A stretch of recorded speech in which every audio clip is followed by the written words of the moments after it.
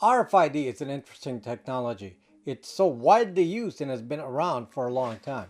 Most people have an in-your-face encounter with RFID when you're at a retail store and the salesperson removes a tag from clothing you're buying. And if they don't remove it, you hear the blaring alarms at the entrance of the store. RFID is more pervasive than you think. Some of the driver's licenses in the USA now have RFID. US passports have it, and it's probably on you in many ways, including the wristband at the hospital, your airline luggage, though likely not in your vaccine. I'll explain how the technology works and also how it can be abused. Unfortunately, most people have a cavalier attitude about RFID because it is always explained as some benign, short-range tracking technology. Today you'll find out that it is not as benign as you think. Stay tuned so I can tell you all about it.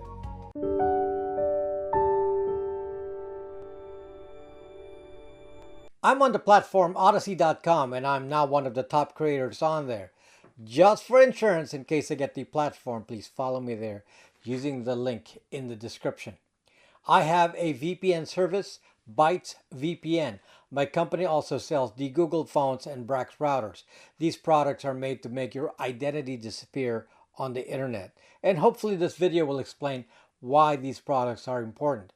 If you're interested in them, they're on my app BraxMe, and the link is in the description. RFID stands for Radio Frequency Identification. Basically, a tracker. But what's different from RFID technology from, let's say, a mobile phone tracking you is that the object being tracked need not have a device. All that's needed is a thin and small RFID tag. Because of the form factor, it is very easy to hide. How does RFID work? The old design of RFID was based on induction. A coil was placed in a card and on the reader, and when the two came close, a magnetic field powered the card and then it passed the data. So the original RFID was an electromagnetic device that required proximity to function, typically touching the reader. This is the same concept as wirelessly charging your phone. There are two kinds of RFID. There's the powered one, which requires a battery, called active RFID, and then the ones that have no battery whatsoever, which are called passive RFIDs. First, let's talk about the active RFID that has a battery. You might be familiar with these as they are now in common use. A good example of this is the Apple AirTag, and I discussed that in a recent video. An AirTag is an example of a beacon RFID where the device emits an announcement every few seconds over a radio, and this can be detected by any listening device. Another type of active RFID first requires an initiating signal from an RFID reader before it sends out a response. This type is more stealthy and preserves the battery life. The main reason for using an active RFID is that it has a longer range. Commercial active RFIDs can go from 500 to 1,000 feet or around 150 to 300 meters. These RFIDs are larger, fairly obvious to see, and are more expensive. And you can see that from the price of an AirTag. Remember what I'm saying about the range, by the way, because we're going to go back to that. The ranges I'm stating here first are the commercial units with pre-matched reader hardware from the manufacturer. As you'll find out later, these can be modified. There's also the active RFID that requires a button press to work, and that's commonly found in car fobs. The second RFID type is the passive one. Passive RFID is very common, smaller, and even more stealthy. It is also incredibly cheap. They're usually available for 10 to 12 cents a piece or so and are completely flat. They can be embedded inside paper, a plastic credit card, or be inside your device cover. They don't take any room. The common ones are probably the size of a couple of postage stamps. Now, they can be quite small as well, but not small enough to go into a vaccine. And don't worry, I'll explain the technical details of some of the limitations of RFID after I explain how passive RFIDs work. And this will explain why it likely won't be in your vaccine. Many of you from states like New York, Vermont, Michigan, and Washington may have a passive RFID in your driver's license. Around the rest of the country, those of you with an enhanced driver's license or EDL also have RFID. Originally, the Real ID mandated by the US federal government required RFID, but that's not in the current standard. So many states opted out of RFID on the regular Real ID. But all the enhanced driver's licenses used for international border travel with Canada and Mexico have passive RFID. Many products that you don't even think about have RFID. For example, your car's tires have RFID. Some clothing manufacturers embed RFIDs in each item. Some credit cards had RFID, though this is likely not common now because it was so easy to steal the data. The chip on your credit card is not RFID, that's a contact-based chip. Luggage tags at the airport have RFID. What I want you to keep in mind is that there may already be RFIDs on you and you're not aware of it, and we'll get back to that later. Now let me tell you how passive RFID works. An RFID tag has two parts. If you examine them closely, there's the antenna section and there's the IC section, or integrated circuit, which is the brains of the device. The IC has three functions. There's the RF module that handles the radio communications, a controller that handles read and write operations, and memory. So in essence, it's a remote control memory module. On a commercial RFID, the IC itself is very small. The wafer is as thin as a human hair, and the footprint is probably around the size of a grain of sand. So what takes up all the space is the antenna. If the tag is intended for a longer range, then the antenna may be larger. An RFID technology basically operates like radar. The RFID reader sends out an RF transmission like a radar pulse and then listens for the reflection of the signal called backscatter. To the RFID reader, it appears to be a reflection, but the RFID actually actively generates a response that is picked up by the radar receiver of the reader. An RFID tag has an antenna that is resonant to the frequency set by the manufacturer. Here in the US, that's in the 900 megahertz range. When the antenna gets the RF, it generates enough power to pass the electrical energy to the IC, and that then handles the logic and then transmits a response back through the antenna. Typically, the RFID tag talks on many frequencies, so in real life, there appears to be a lot of fast frequency hops. The frequency hopping may be how it avoids data collisions from many RFIDs responding simultaneously. Just like the Project AM radios made by kids, the RFID tag does not need any power. The power is derived from the RFID reader. The typical RFID reader sends out a 1 watt of RF signal, and the antenna receives that RF and can power the built-in IC from that 1 watt. The common commercial RFID tags, known as UHF EPC Gen 2, follows a standard design mandated by the ISO, and so most tags and readers are interchangeable. Each tag can be reprogrammed by the RFID reader. It can send out a series of commands like this, and it will reprogram the tag. There are more sophisticated uses of tags. For example, some can be programmed to return a random number within a specified range that is pre-programmed. However, the typical RFID just returns a fixed identifier. RFIDs can also be locked to keep them from operating when sent the proper command, though the lock commands can be easily intercepted over the airwaves. This locking feature is interesting because if you're done using the RFID can be disabled so it becomes invisible. The standard range of the commercial EPC Gen 2 RFIDs is up to 30 feet from the standard reader, so it is functional for use to track items through a retail store doorway or a factory entrance. And limiting the range of the commercial RFID may be necessary to avoid collisions with too many responses from so many tags. So far, everything I've told you is the benign side, and it's what you can generally find in brochures and documentation from the RFID manufacturers. Now let's dig it a little deeper and talk about how these original specs can be modified. Like I said earlier, the standard reader is typically a radio transmitter sending out a 1 watt RF signal, which is about the same power level as your mobile phone. Partly, this limitation is because transmission in the 900 MHz frequency is regulated.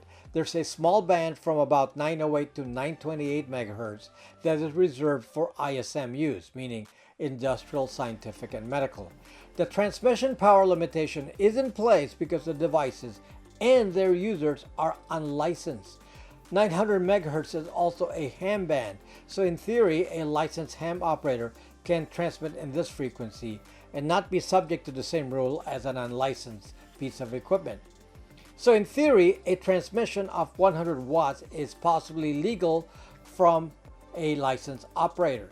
And actually there's an upper limit of 1500 watts, but that requires more specialized equipment. 100 watts is very common in ham radios. And once again, the 900 MHz range is a ham band, so it is available to common radios. The other interesting fact is that military radar is also in the same 900 MHz range. In fact, the high-power transmissions are banned in that range near military facilities. I searched for some military radar models, and one has a power output of 2.8 megawatts, 2.8 million watts, and a range of 240 nautical miles, just to give you a comparison. 1 watt versus 2.8 megawatts. The point of this explanation about power levels is that even following FCC rules, it is possible to increase the range of RFID capture way beyond the 20 to 30 feet of a passive RFID, all legal. Now, if you're a state-level player like the military or a three-letter agency, or if you're willing to defy FCC rules, then of course you can send out a signal at an obscene range. The second change you can make to an average RFID reader is to change the antenna of the reader. There is no legal limit to the size of the antenna. However, manufacturers size their antenna for the typical use and typical power level of 1 watt, so they are made for 20 feet. So a more directional antenna like a Yagi antenna, for example, could increase the gain significantly and thus improve the signal and range. A more sophisticated multi-Yagi array can also be set up to increase range. All this are within what's allowed by the FCC.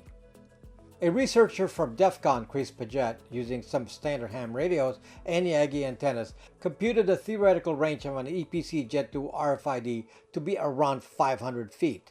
In real life, based on topology he tested, he managed a range of 217 feet from a passive tag. This was 10 years ago. Again, Chris only used common equipment such as a small Yagi antenna and a 70-watt amplifier together with an SDR radio called USRP, and he used an open source software to do the RFID detection. In actual use, it should be clear that when crossing borders using an enhanced driver's license, the U.S. border agents are able to read the enhanced driver's license easily through the roadway. Beamforming. One of the technologies used in 5G is called beamforming. This means that using software to adjust the phase of multiple antennas, you can shape a signal into a beam and thus increase the range while removing extraneous noise. The point of this is to direct the RF to the target and again lessen the possibility of RF noise. Now, there are limits to RFID data capture. For one, as you increase your range, the possibility is that you may find millions of RFIDs. For example, it is likely not feasible to capture millions of RFID data from one transmitter. There would be too many collisions of sends and receives, as multiple RFIDs would be responding on the same frequencies. So it seems like the more practical use of this technology is within a more reasonable range and with many sensors. I would thus classify this in its commercial form as a proximity tracker, though not in the short range of 20 feet. It can go up, as I said, to 10 times that.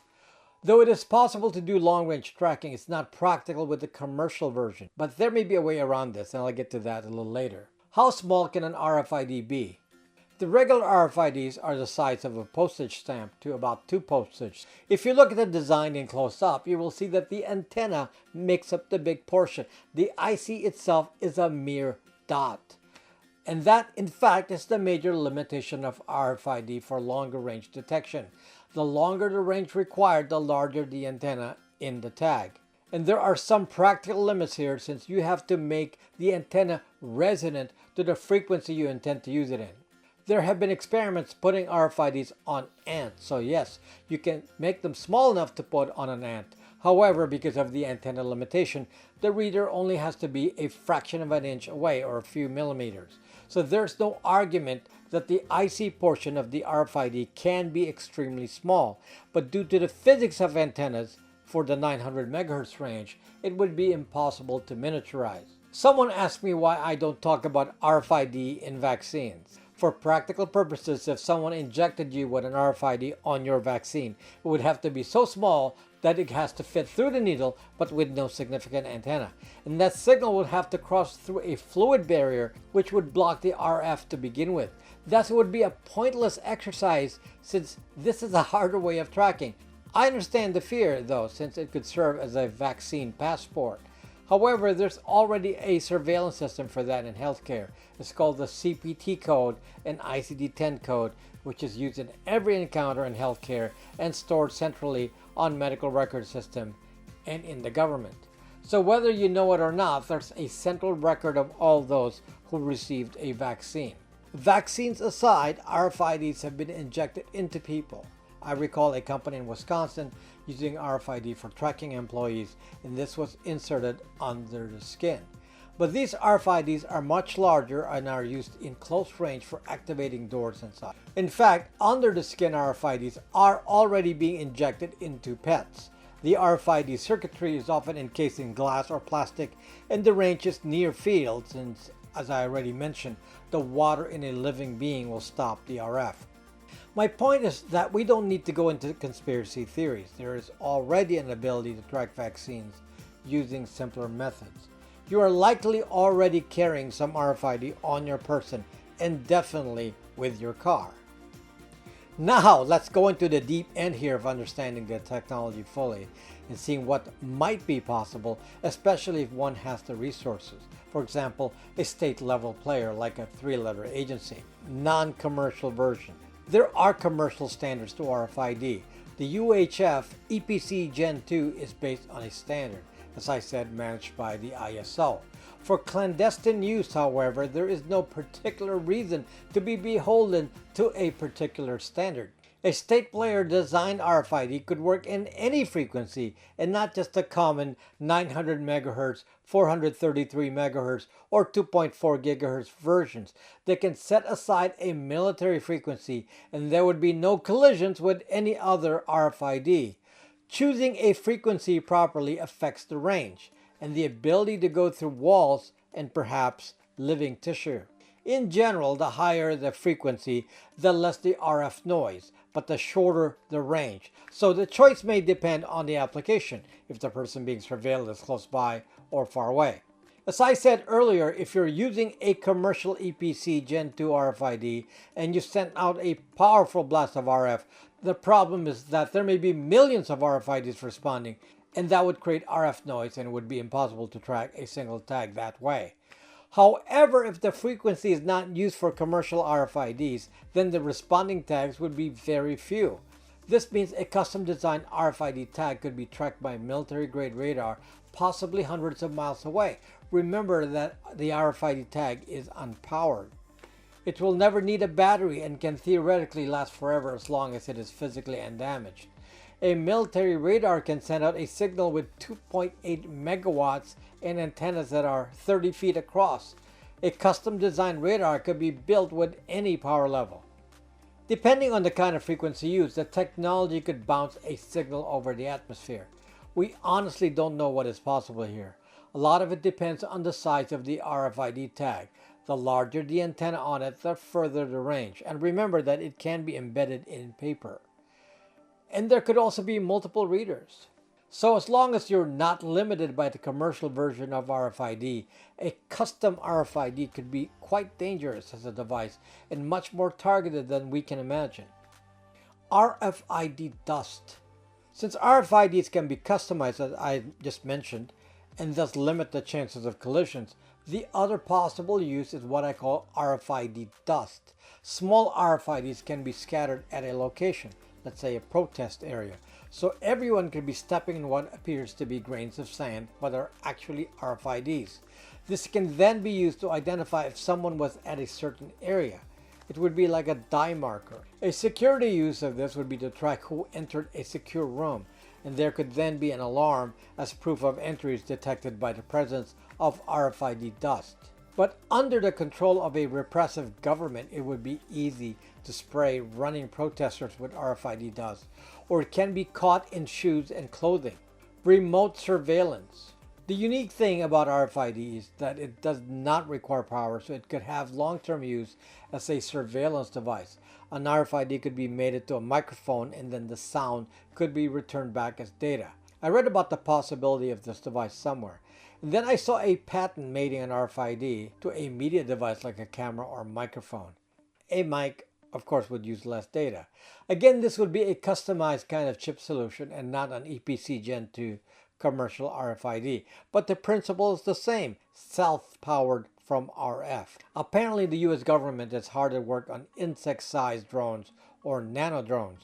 This could be integrated with cameras and microphones and then can be powered by an RF antenna just like an RFID. In other words, a flying RFID. It would be a spy surveillance camera but with no need to send agents on the street. Just wait for you to open the door and the insect comes inside.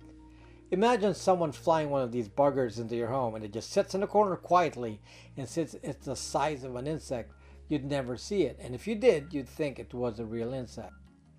Tracking using existing commercial RFIDs. As I mentioned earlier, it is likely that we already have some EPC Gen 2 RFID near us or on our person. Your tires have them. Your clothes have them, and you can carry a real ID with RFID or have an enhanced driver's license. Then you will have them. Any box of any product you bought from the store could have them. This could turn into a unique proximity identifier with sufficient range, and I discussed some ways of increasing RFID range with antennas, beamforming, and transmit power from the reader. One could see if an RFID was encountered before. A citywide network could track all cars by the RFID in them, similar to the license plate reader technology being used in Los Angeles. Though this use of an RFID is personally identifiable, when used with other technologies like an Amazon Ring camera or a license plate reader, it becomes deadly. A facially recognized photo matched to some repeating RFID tag and a history of behavior would be possible. I can just imagine Walmart and some malls trying to implement some of this to track people's behaviors inside stores. But this creates a database of activity. For example, there could be a historical record of your movement inside a building, like your office. It's just creepy. Expanding the network with Amazon Sidewalk. The EPC Gen 2 RFIDs uses the 900 MHz range for transmit and receive. And interestingly enough, each Amazon Echo is equipped with a transmitter and receiver in the 900 MHz range. So there's already a network of listening devices that can listen to and communicate with RFIDs, assuming the software is updated to do this. Currently, the Amazon Echoes are made to track tile tracker devices, which are active RFIDs, but you can see that the possibilities keep expanding here. Amazon can have a mesh network doing proximity tracking of all devices within the same frequency and sending it to a central server. Again, observing repeating occurrences of RFID tags and then matching that to secondary data like cameras will reveal much. Currently, the Amazon Sidewalk network covers every major city from end to end, so it is possible for these devices to capture most RFIDs they encounter if the software is made to allow it. To summarize, passive RFID runs without power. They are small and thin. They could be customized to any frequency. If frequencies are changed from the commercial version, the range could be increased to hundreds of miles. There's no electronic device needed. The small tag should just be found on the person being tracked. Alternatively, an RFID can be in a commercial variety, and the range can be short, but with an expanded network like the Amazon Sidewalk with millions of listening devices like Amazon Echoes, then we would have created a listening grid of incredible scope. Like I said, there's definitely a unique RFID near you, your car tires at the very least, and that can be combined with other data like a license plate. We are creating a world where we are making sure that all technologies are made to lock us in conformity. Thank you for watching. See you next time.